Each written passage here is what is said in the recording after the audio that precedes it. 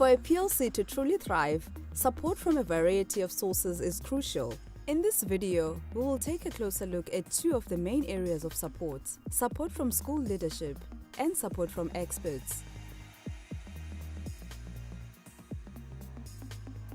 The role of school management is to motivate teachers to engage in PLCs and to create the necessary conditions for PLCs to take place, ranging from realizing a safe environment in which critical reflection can take place, to allocating time and providing resources. The school must make the space for the teachers to have this without too much interference, give them a time and a space where they can meet to discuss these issues.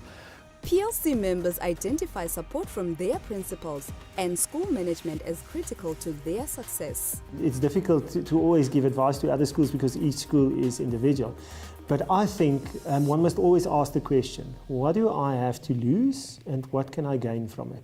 Principals could also just take them off some of their duties as well so that they can have the time. And then the benefits would be for the learners themselves. And I think that's the main thing. If you can focus on what it's about, I think you're sorted.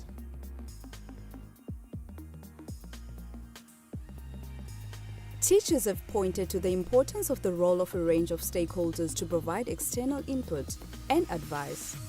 Experts include teachers with particular expertise, education officials, representatives of private sector organizations, representatives of non-governmental organizations, and universities. Staff from special schools and full-service schools can also provide access to expertise.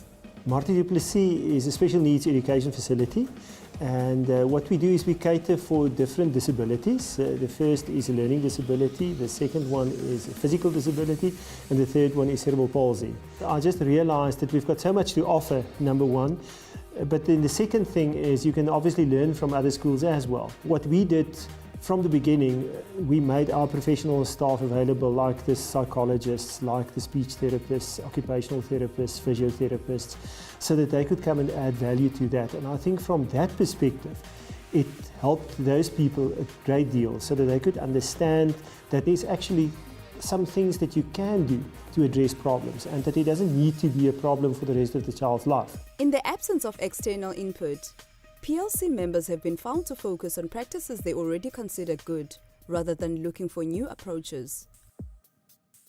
This PLC in Bloemfontein works closely with special schools in the region to utilize their resources, professionals, and expertise to expand their knowledge around various pedagogical practices. I think it's not only for the teachers, but it makes learning so much easier when the children get the help that they need. We are privileged enough to have therapists and a clinic at our school.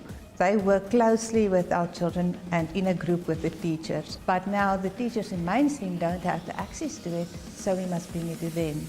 In today's PLC, they've drawn in an expert to help enhance their teaching around mental maths. We are going to see how cognitive neuroscience influences the way that we teach. So what I want to do today is show you in our CAPS documents, they show us as well, you need to do mental calculations throughout the year. We want long-term memory, and for that to happen, we want the information to move to the motor cortex part of the brain.